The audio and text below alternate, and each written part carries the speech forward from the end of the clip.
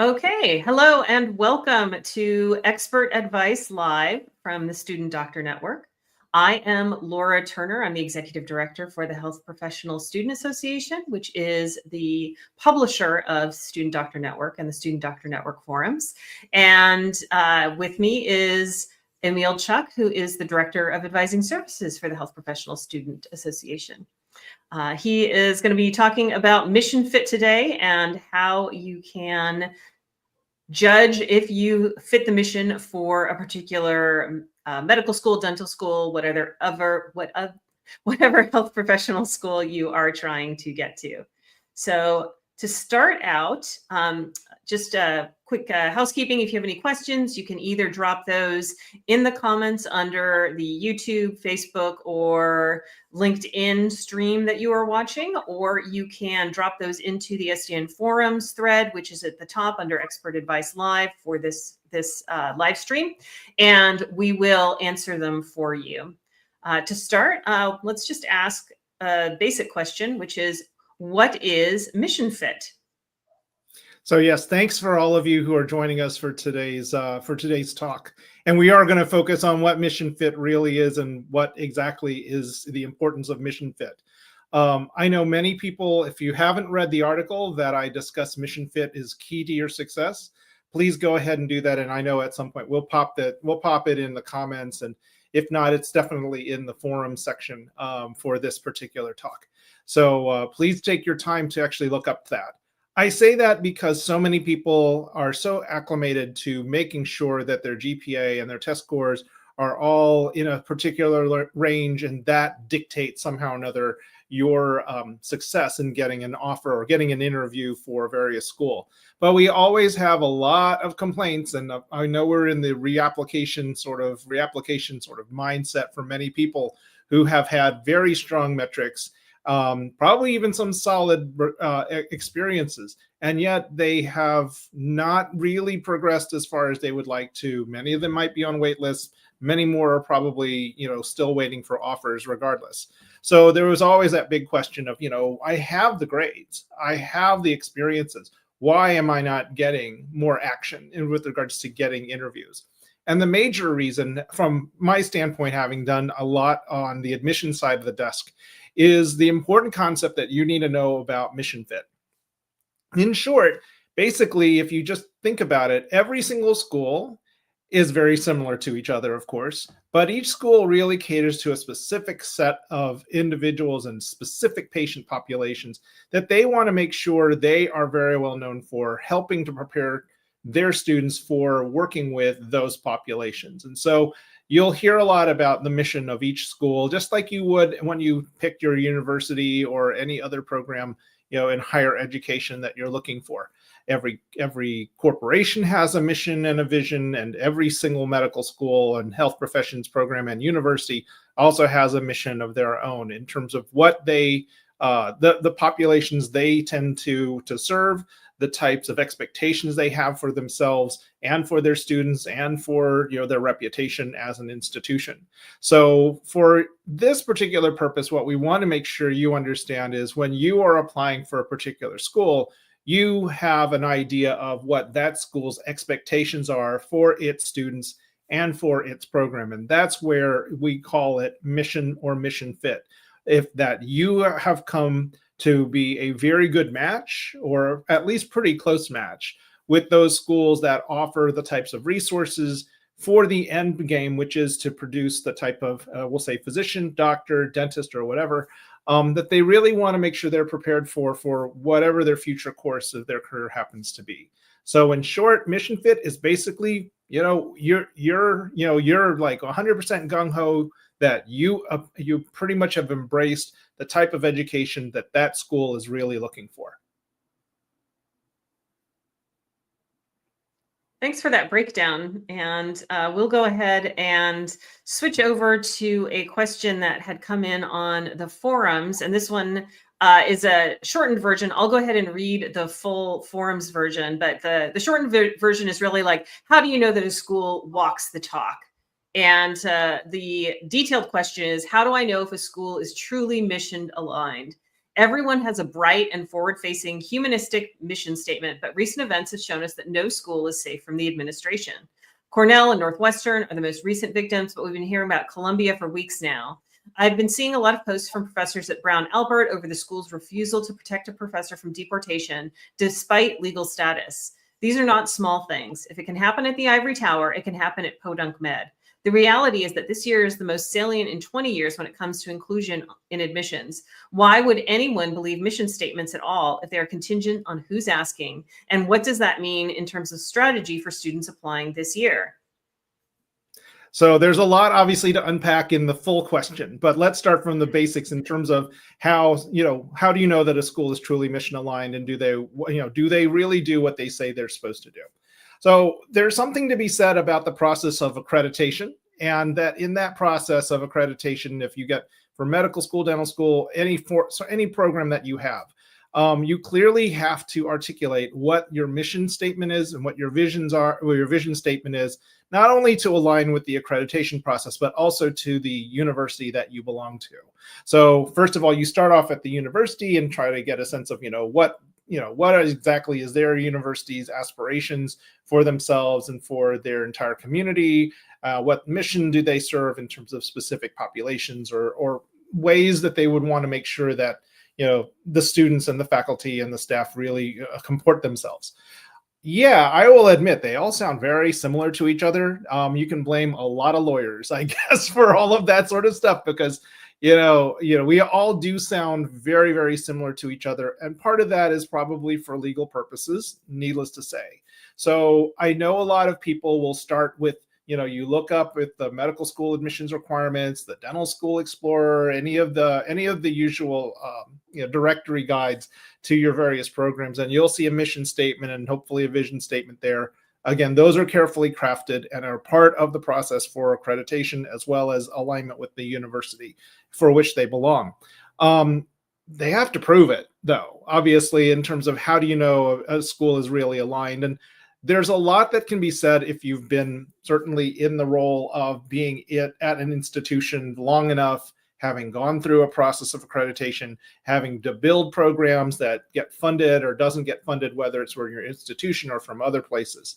So there's a number of different things that I would normally suggest if you aren't otherwise deep in the weeds of higher education and academics, that you could probably use as sort of at least a public measure of what those mission and vision statements really manifest. How does it really appear? There was an article that I did post for everybody that's on the forums that's talking about how to build your best school list, and then going beyond the MSAR to really figure out what are they really saying. So if you go beyond the legal, from the usual traditional mission, vision, and even core values of every particular school, you want to go to get the word from the individual schools themselves, hopefully at ground level, or from their own public relations committees, as it were.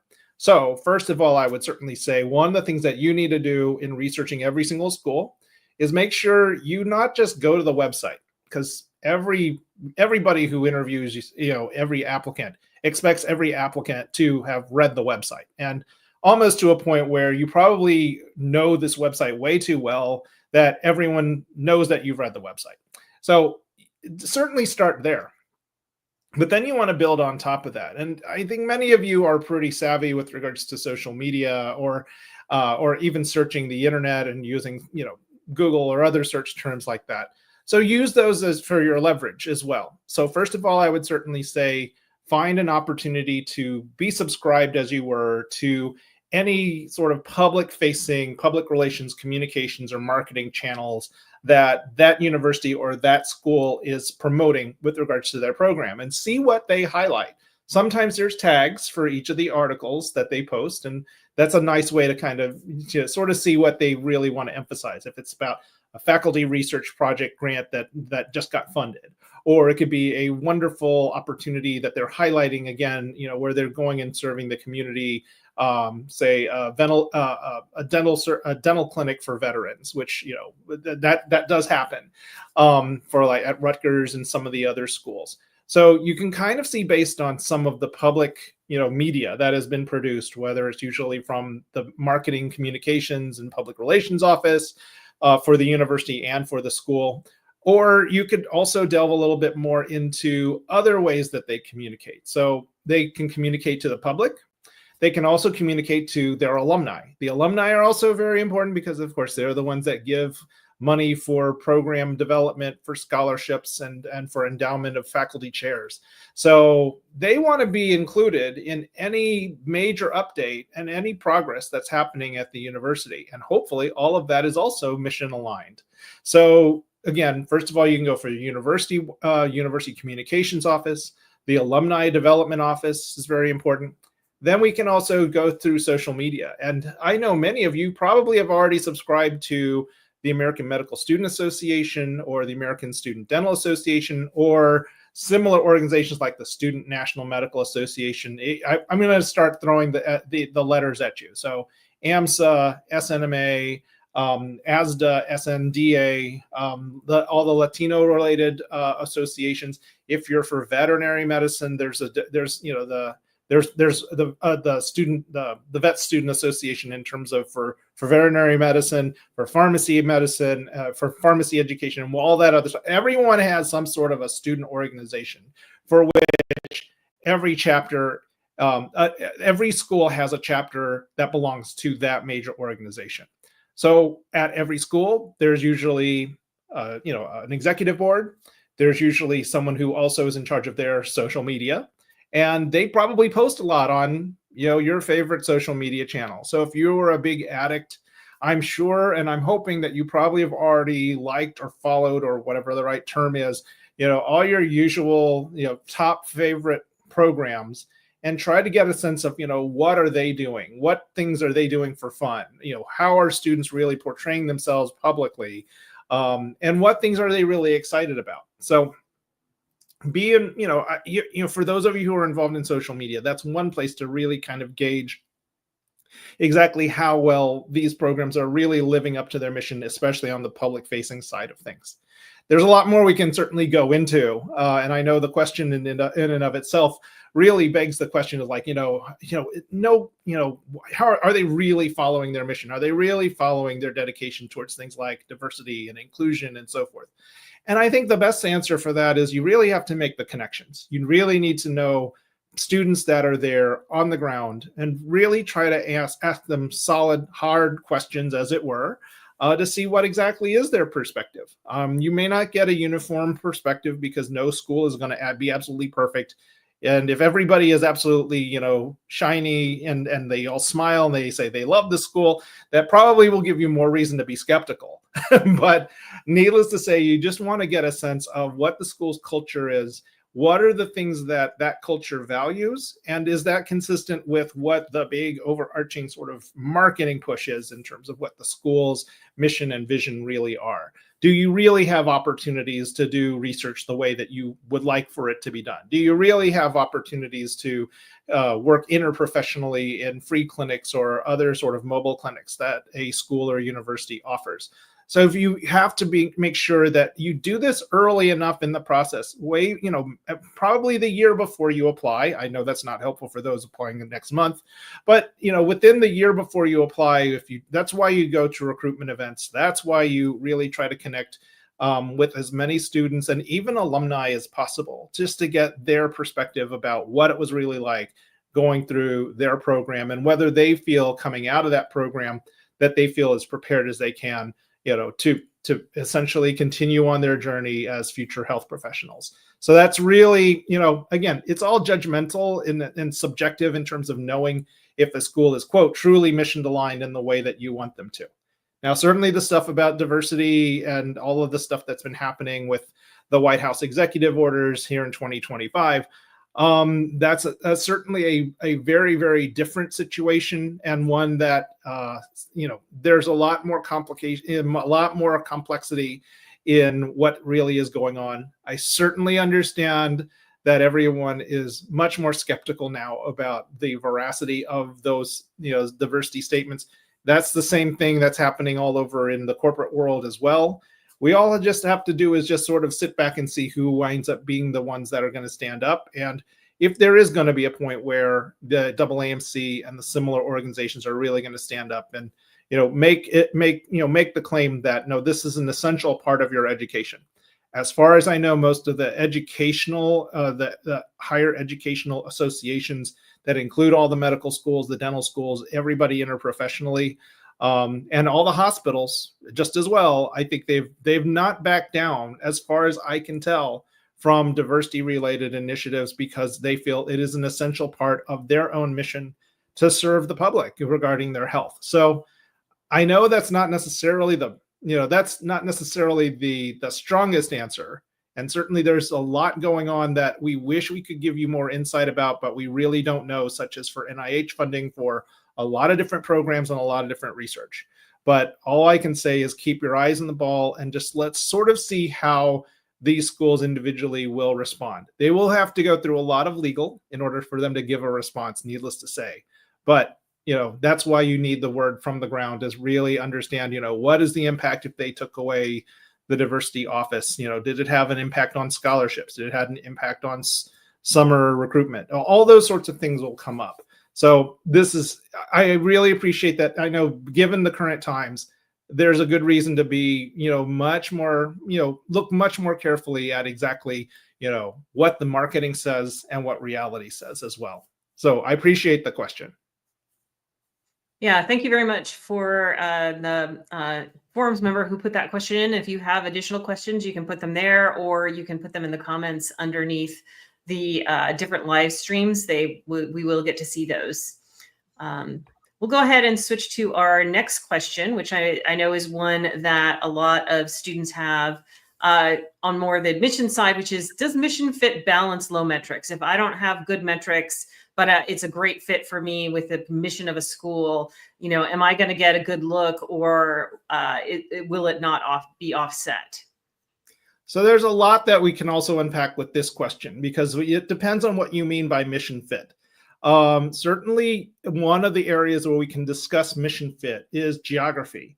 So for many schools, especially the public schools, they are there to really serve the public of that particular state, or certainly that particular region. And they will expressly say so, partly because their state government usually helps out with regards to the operation of the university. And there is an expectation from the state government to have educated enough individuals at your medical school, dental school, pharmacy program, and so forth, that those individuals will stay in the state and serve the public.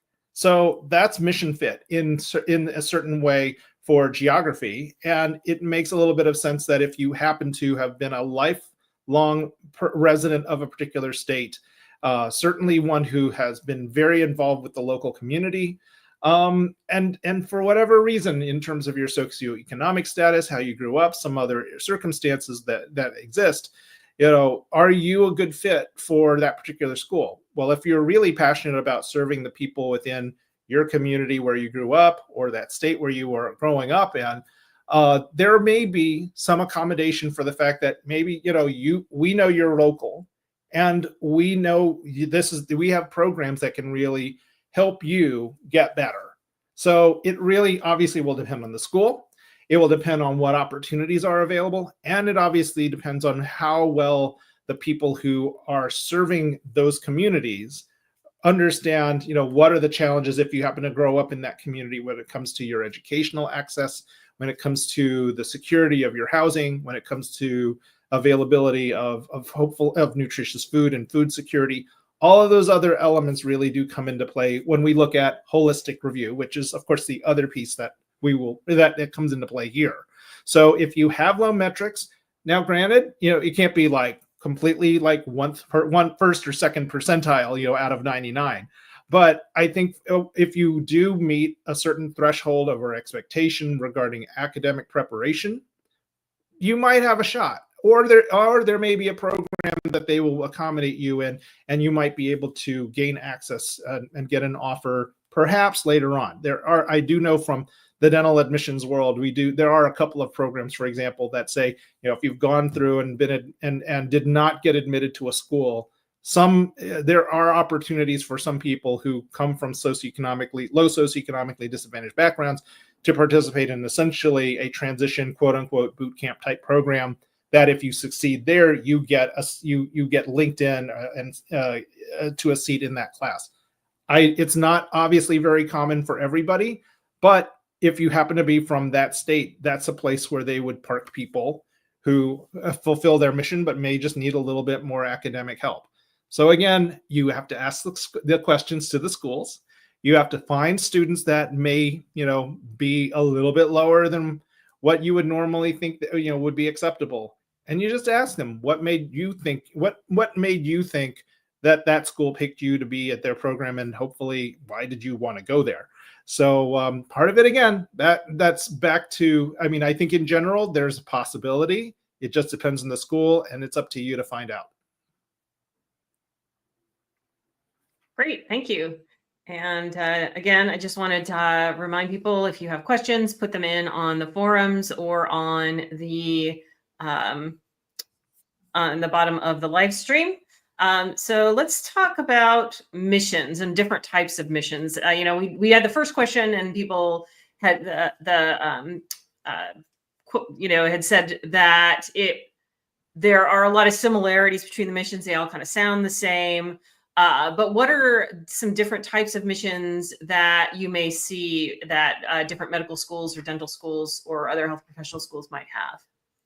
So it's very easy for us to classify schools by their what we believe are their primary missions, and quite frankly, I'll try to make sure I summarize it by saying, be mindful. There are areas where I think there is a reputation for what people or what schools should be known for. So the old U.S. News and World Report, for example, in terms of its rankings, people like to shoot for whatever top 10, top 20, top 50, whatever it is.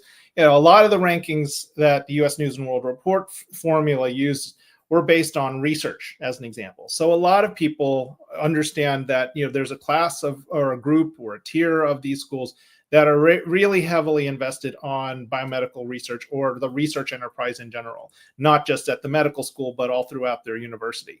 So you will hear a lot about the so-called research heavy or research preferred schools that exist out there. And that's partly because they have an infrastructure that exists that supports faculty level research, student level research, not just at graduate school, but also the undergraduate level. And you get that reputation is pretty darn solid, and certainly a lot of the Ivies, for the most part, because they have the endowments, they have the faculty, they have the faculty that win awards and so forth. That those are things that people tend to gravitate towards, and certainly in terms of research, I feel that that's a little bit easier to really discern, partly because the NIH has a lot of the data that exist out there. If you are following us and want to do MD PhD or DMD PhD or anything like that, that's NIH funded, as an example, I encourage you to follow us on the forums under the research scientist or the physician scientist subforum, where a lot of our MD PhD or our pick a profession plus PhD folks tend to hang out, and they're the ones that really know a lot more about the NIH funding sort of mechanisms and how some of that really come into play when it comes to grant funding for many of the training programs that exist out there. So there's certainly the research group that's always out there. There's also definitely the community service group. And so I gave the example a little bit earlier about geography playing an important role. There are many schools that are out there that really have that as a real significant focus, that they also may put it in their mission, that they also put it in terms of listing the types of clinical rotation sites that are available that tend to be very close in their particular geography. You also can so those are some of the things that you can tell in terms of, quote, community-based or community-oriented schools, because of those types of opportunities, because they want you to become very familiar with the school. The community surrounding the school, or the communities that school or program really, really accommodates. So it's important to kind of get a sense of, again, on the social media side of things, what are these community organizations that partner with, a pharmacy school or a dental school or whatever else? Where if you have a mobile clinic, what is the radius? Where do you serve? Those sorts of things really pop up, and I think kind of underscore for you the experiences that you would have when it comes to community-oriented or community-based clinical experience.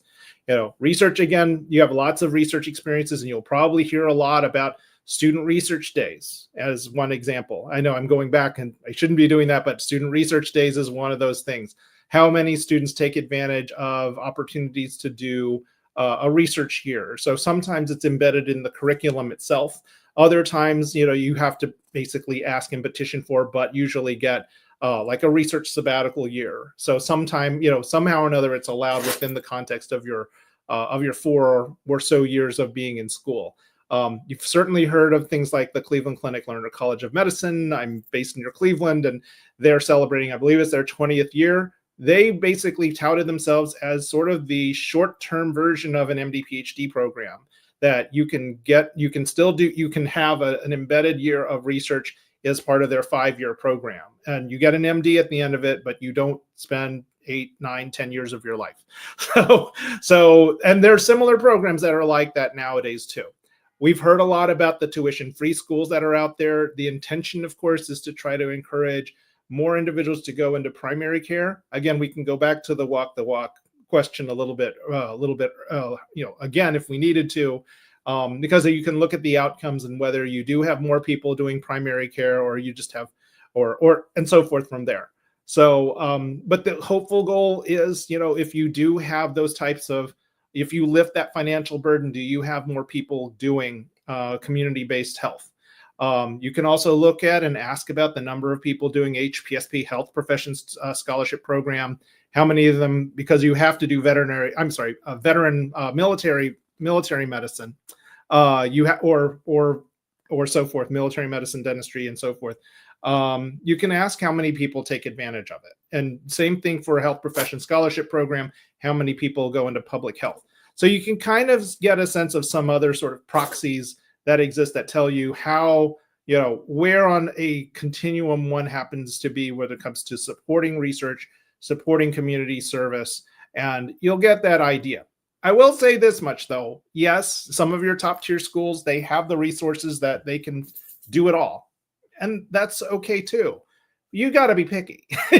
You need to be picky for yourself to know what you would prefer, the type, what support you would prefer to get you to be the doctor, dentist, pharmacist, podiatrist, whatever, veterinary, vet person that you want, a veterinarian that you want to be. So the major thing I ultimately do want to make sure you really understand is you got to know you first and then figure out where you fit. Because if you do it the other way around, it's a lot harder. Yeah, I think we've seen on the forums, it might have been Lizzie M has said, you should never apply to a school that you don't want to go to. So it's really important that you are clear on who you are and what is important to you, because if you're really interested in community medicine, going to a very research heavy school or potentially, one of these new engineering schools, that's not going to be a good fit for you. So we got a question here from the comment section. So thank you, CR. So tell us about what you really don't want to hear in secondaries with respect to mission fit. Can committees see if you're really just, trying to stretch the connection there? I can't speak for every single admissions committee when it comes to secondaries. And certainly it depends on the prompt. Certainly I would have to basically say it depends on how we ask. I think what we do want to hear on the secondary side of things is that not only can you understand what we're talking about when it comes to, if we asked you what you envision for yourself in terms of your career as a healthcare professional, are you going to be in public health? Are you going to do community health? Are you going to do research? Are you going to do academic / curricular, careers? Do you want to do policy? And I think there's like 1 or 2 schools that I can think of off the top of my head that actually breaks it down like that. So, how do you answer that question? Well, again, go back to why and state what your purpose is clearly and which one of those tracks or which one of those sort of, general categories really applies to you. So certainly what we don't want to hear on secondaries with respect to mission fit, I guess the easiest thing is you completely copying and pasting the university or program's mission, vision, and whatever else, and just repeat everything. And, say, yeah, I really believe in diversity, or I really believe in having, the highest caliber, academics, or I'm innovative, or blah, blah, blah. I think the worst thing you can possibly do is just completely echo what their own statements are and not back it up with things that you have done. I think that clearly is, one, can be lazy. Two, it's sort of, you could probably have anybody write it. I mean, even if you had, we're avoiding Chat GPT and the other chat bots or Gen AI bots about it. But if it just sounds like, you just ran it, if you just ran it through just a regular filter and sounded generic, that's not going to be something that is going to interest anybody about you understanding their mission. So, I don't know about you forcing yourself in terms of fitting yourself into the secondaries. I think you have to remember you need to be honest about yourself in this process. Don't try to shapeshift yourself into something that they're looking for, because as we kind of mentioned before, they're looking for everything. And if you're not secure in what you want to do, again, back to your purpose as a physician or a dentist or whatever, if you're not solid about that, it's, you don't want to just, inspire confusion in anybody saying, what is this person really doing? So I think in general, be as honest as you can, be succinct as you can, but don't, just try to echo just to feel like you're part of the choir. I don't know if being part of the choir is necessarily the right strategy if you're talking about secondaries. I know we'll talk about secondaries at a different Q&A, but that for this purpose, for mission, definitely don't just repeat everything that they have on their website. Okay. So for example, we'll switch over. Thank you for that question, CR. And again, if you have a question that you want to get answered, go ahead and put that in the comments or post it on the forum. So what do, for example, community-oriented programs look for? What is it if you want to be considered at a community-focused school, what is it that you want to see there? What is it that they want to see there?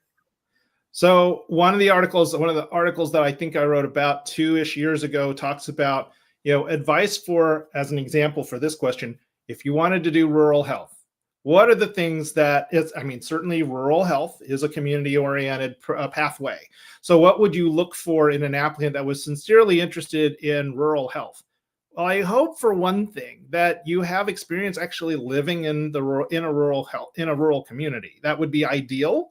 If for many people, you may have been born and grew up in a rural community, kind of gotten a sense of what it's like and what the challenges are with regards to accessing social resources, accessing healthcare, accessing any sort of help whatsoever in terms of, building a family or building a company or whatever else. Really understanding what is really going on at the local level for rural communities, and really trying to get a sense of that. I mean, certainly it's important for certainly everybody who's like interested in veterinary medicine. And, there is a component of veterinary medicine and its curriculum where you do have to work with large animals as an example of that. So if you wanted to be a veterinarian and you have to understand that part of your education you have to do large animals, you got to do large animals at some point or have some exposure one way or another. And that's going to be similar if you're going to do medicine or dentistry. So what summer activities have you done where you are in a rural community, as another example? What have you heard of, have you gone to a federally qualified health center? Are you doing 911 emergency medical EMS type service in a rural community where, you're going to be driving an hour or so to get to the hospital, with your patient, or something like that. So really getting a sense of what that community is like. Furthermore, you actually can articulate very clearly what those challenges are to anyone who asks you, why are you interested in working with the rural community? So if you have a very good idea of what some of those challenges are, and you can at least advocate for them, hey, that gets you a little bit closer for me to understand credibly that that is your purpose, or that is a part of your purpose as a future healthcare professional. So I think there's a number of different things. Again, all the articles that I will encourage you all to read regarding purpose, regarding making sure you match your experiences with your purpose one way or another. Make yourself credible. And then when you are applying to schools, you really should target what their community-oriented programs are that fit what you are looking for. There's, I think, a rural medicine program at, say, University of Illinois. They have like a satellite campus. I believe it's in Rockford, for example. They have like a huge center for really training people for a career in rural medicine. If you wanted to do military medicine, obviously, you could do HPSP, and Uniformed Services University certainly is like, that's a given.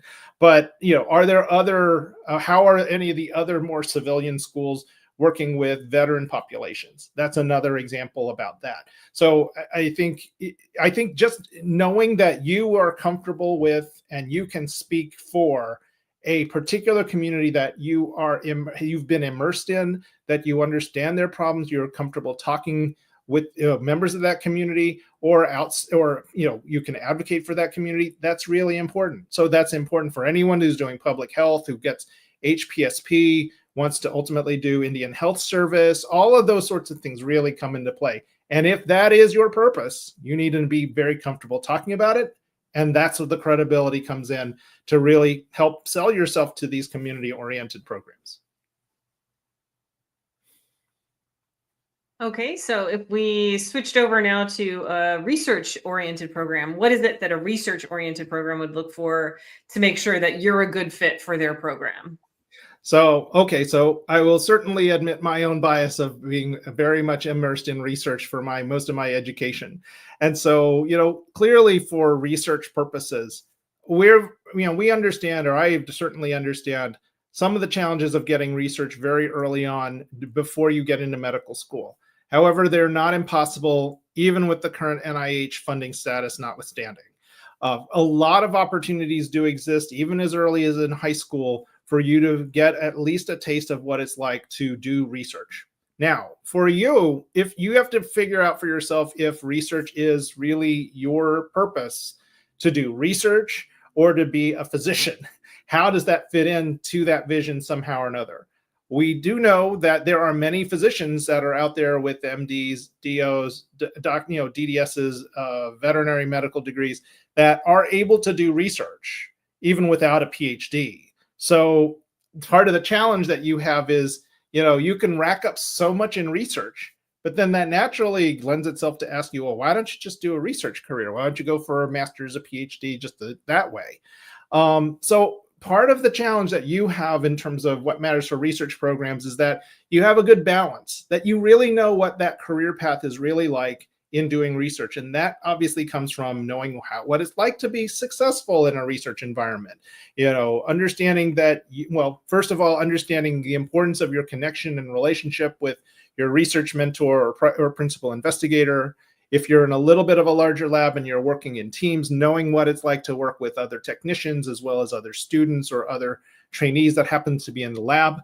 Communication skills come into play. Can you write grants? Can you present posters? Can you contribute to a peer-reviewed article? Can you do other sort of like other articles that are for the lay public?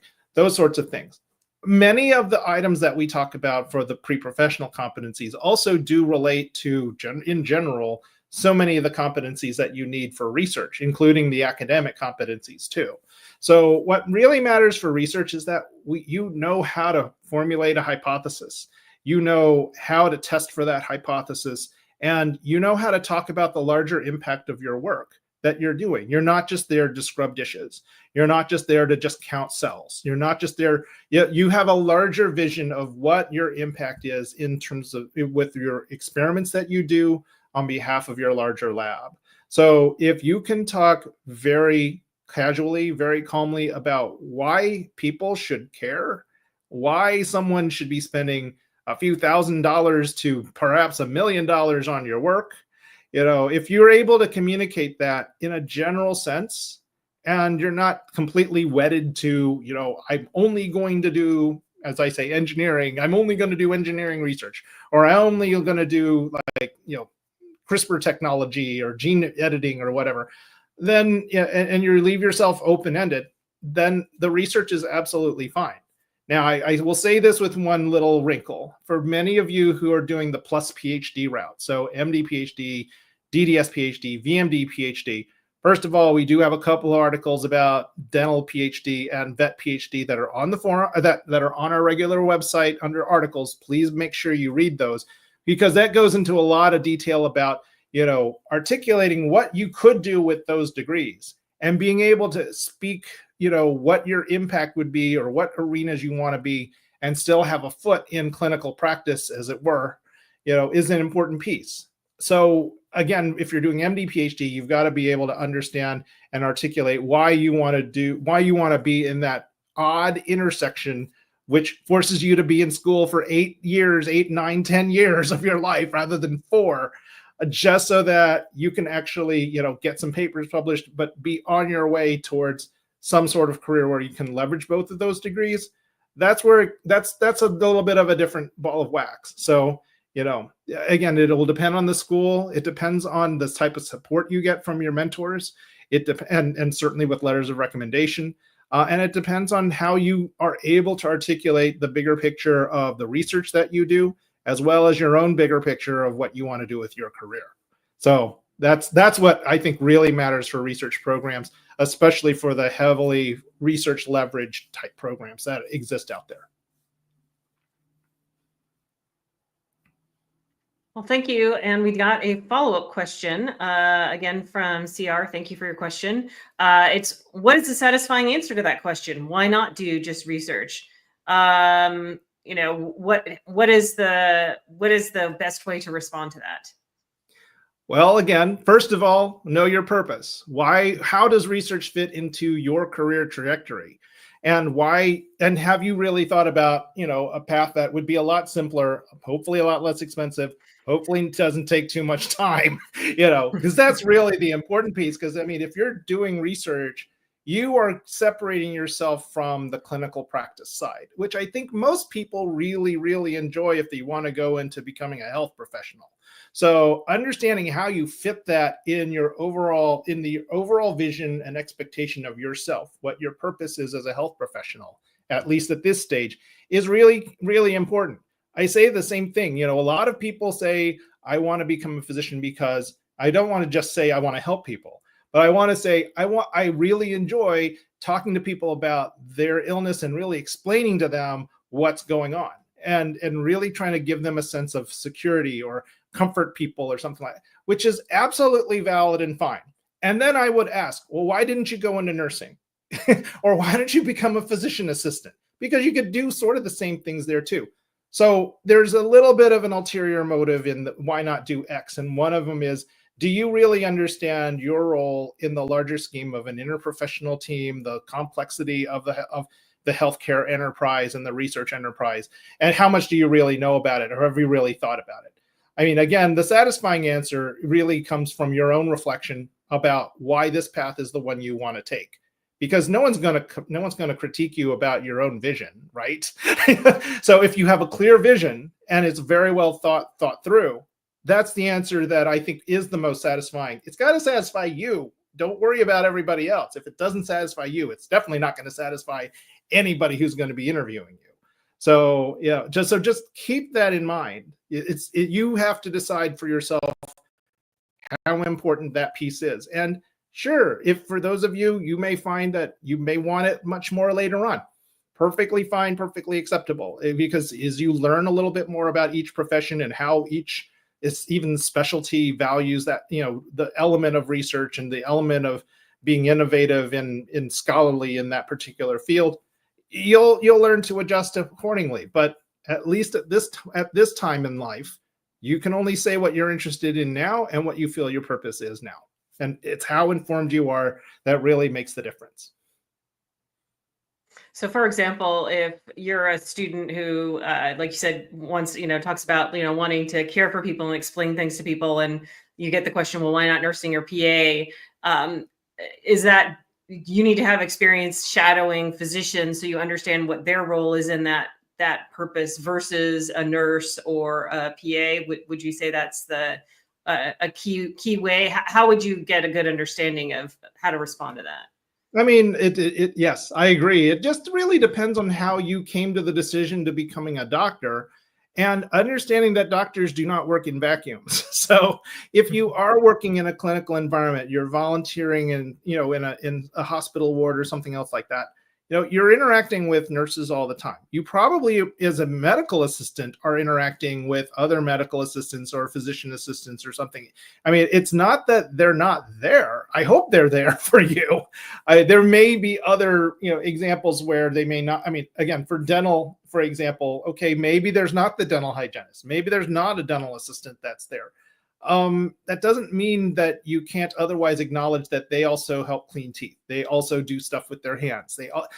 There's other, it's an acknowledgement of the fact that this is still a team sport, and it's still incumbent on you to know that, you want to be in the role of being a doctor, because, on a football team, American football, for those who don't know, on a football team, not everyone can be the quarterback. You have a lot of other people that rely on each other in order for you to excel in your role as a team, as a department, and so forth. So I know it's not, you have, if you, whatever you need to do to ask around, do coffee interviews with people who are physician assistants or surgery assistants, or community health workers is another example. So community health workers are different from nurses, and patient navigators are different from everybody. So really get to know who the team is. And the more that you really talk to people in those roles, even informally, you don't have to shadow everybody. But I think if you are shadowing, or you are working in a clinical environment, pay attention to what everybody else is doing and how they contribute to your success, how they contribute to the doctor's successes, and everybody, and overall health outcomes. How do they all work with the patient? Because in a patient-centered healthcare system, the patient's important, and everyone needs to help the patient. So I know there's not going to be a simple, direct answer, but the internet is your friend. Don't be afraid to use the internet, because we all do nowadays. So you will get an idea, and just ask questions, because it's hard. I mean, once you get into medical school, dental school, whatever else, we have interprofessional components, and you're going to wind up learning a lot about what pharmacists do, even if you were never, ever interested in pharmacy. And conversely, the same thing. If you went to pharmacy school, you're going to be working with physicians or PAs or whoever.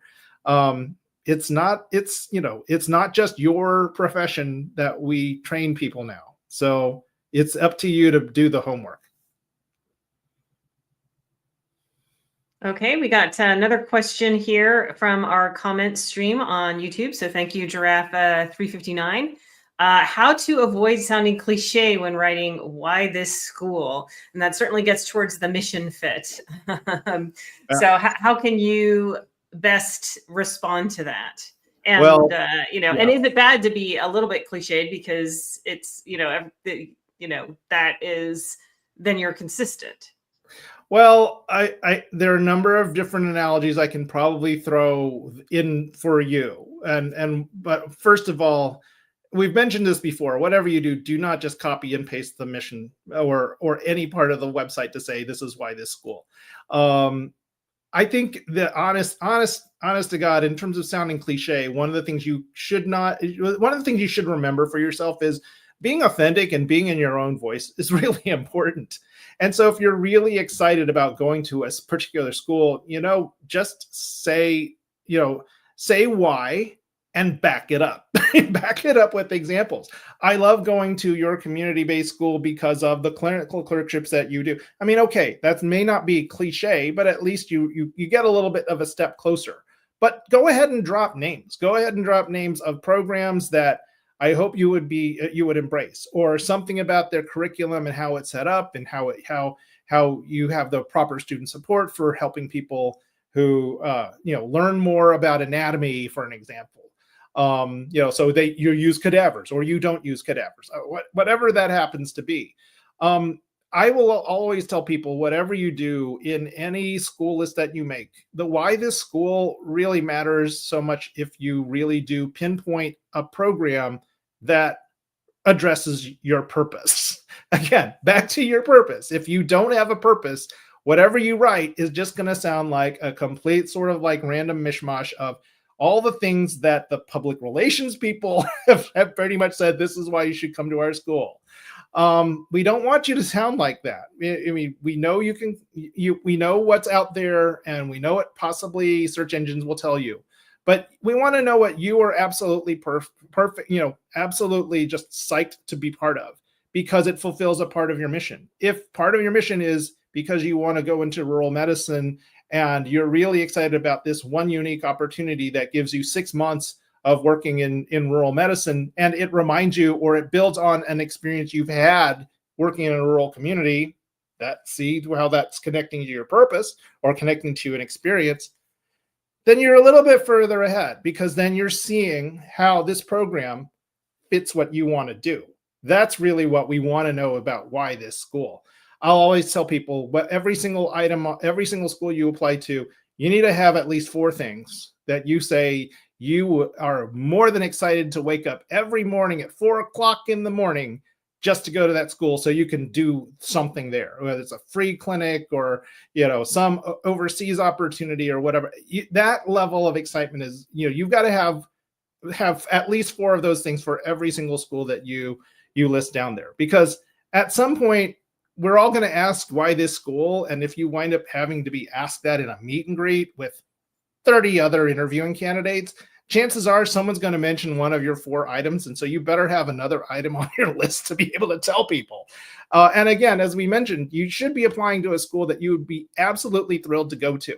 So you should sound very thrilled to go take advantage of any one of those opportunities that you have on that list. So that's one way of not sounding cliche, because it's very specific. And again, I could probably draw up a lot of different analogies. I don't want to spend too much time on all the different ones, but it will make total sense to you if you come in already knowing what you want, and you already know that's what I want to be doing. That program is going to help me get to where I want to be. That's what we're looking for in that question. Laura, you're on mute right now. Okay. Oh, sorry about that.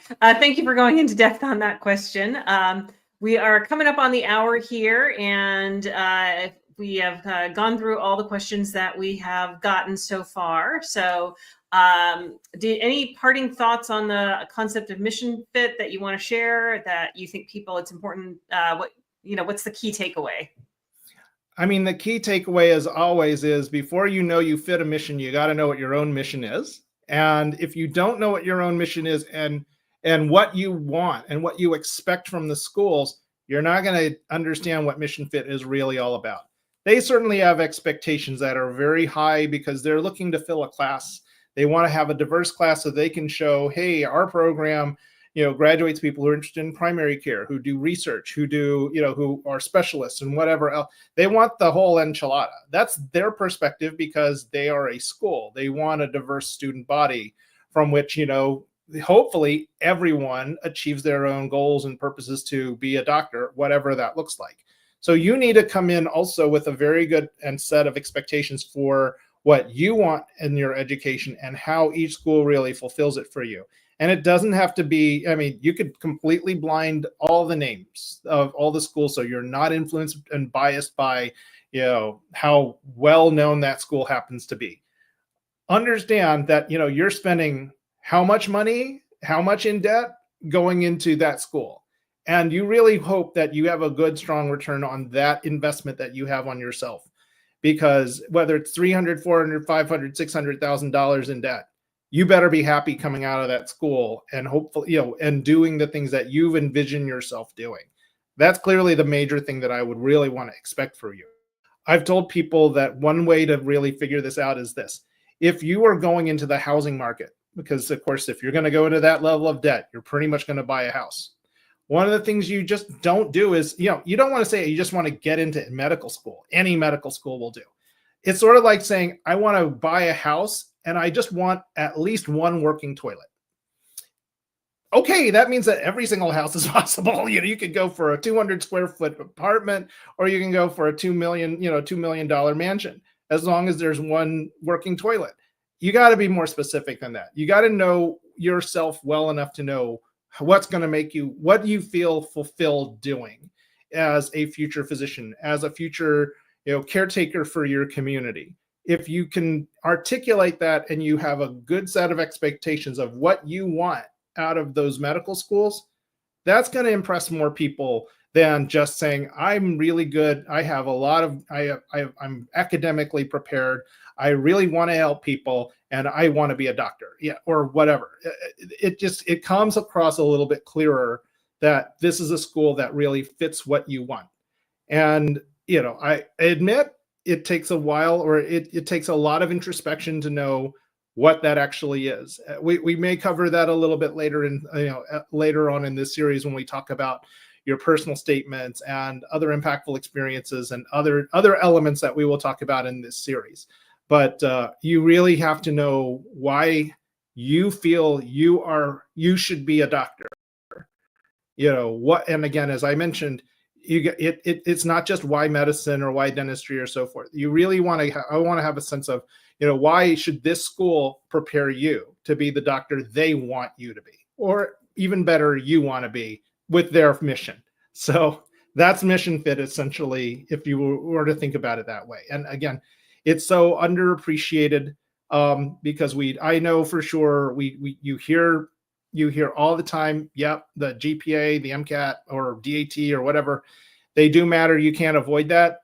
But if you're not going to be happy at that school, they're not going to be compelled to want to take you. So if even if you're high metrics, that's really, really important.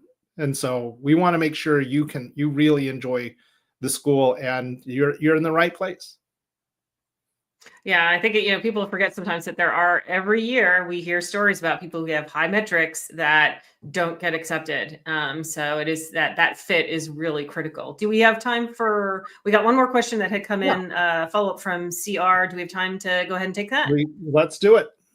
Okay, so this one is, what are appropriate ways to reach out to current students? Because you'd mentioned earlier that you wanted to connect with students to get a real sense of, does my school walk the talk, and are they going to fulfill the mission, the great, amazing words that they have in their mission? Are they actually going to fulfill that? So what are appropriate ways to reach out to current students at schools to network and application, get application help without overstepping outside of affinity groups like AMSA or SNMA?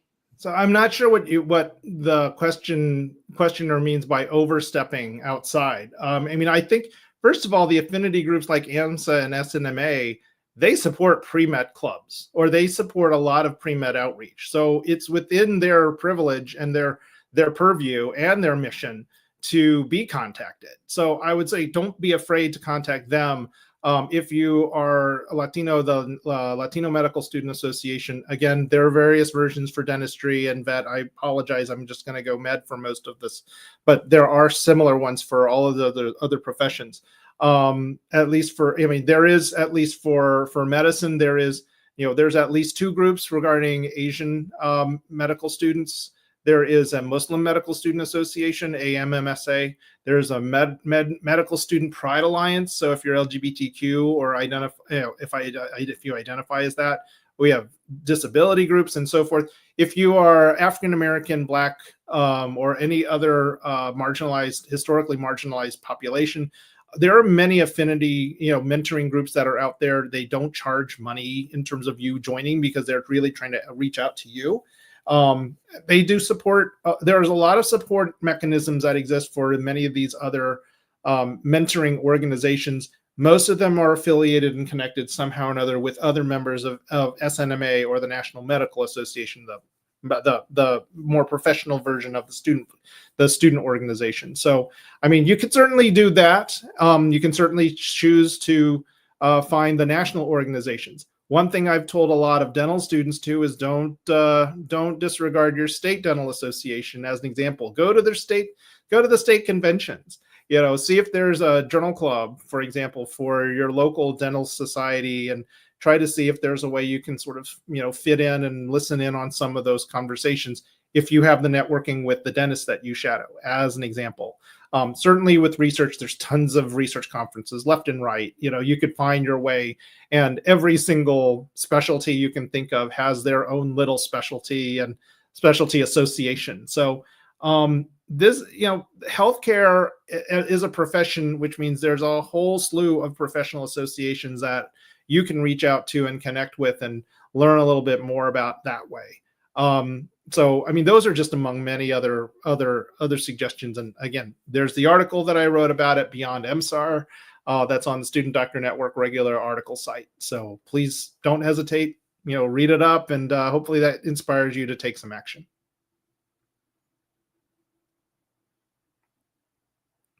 Great. Well, thank you again. And I have been putting in the YouTube comments the different links to the articles.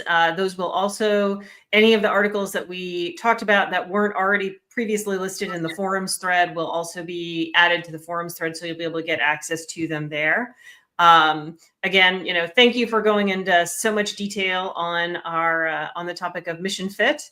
Our next session is not going to be next Sunday because of the Easter holiday. We're taking off. And the next one is going to be about secondaries. So we'll be coming up here on the opening for the medical school application services. And so talking about how you respond to your secondaries. So Dr. Chuck is going to be talking in detail on that. So we appreciate everybody who's dropped in and asked questions. Again, you can ask if for some reason you can't attend in person, you are welcome to go ahead and go to the forums and put your questions in advance. And we definitely will try to address them during the session if possible. And just one more quick reminder, we are a nonprofit. We are a nonprofit organization, and we do appreciate support. That can be through joining as a member on the SDN forums. We have different donor levels, and you can also just do a direct donation to us by texting HIPSA to 53555, and you'll get a SETA link, and you're able to get to make a donation that way. So we do appreciate any support that you can provide. We appreciate you participating in this event, and we look forward to talking to you in a couple of weeks. So thank you.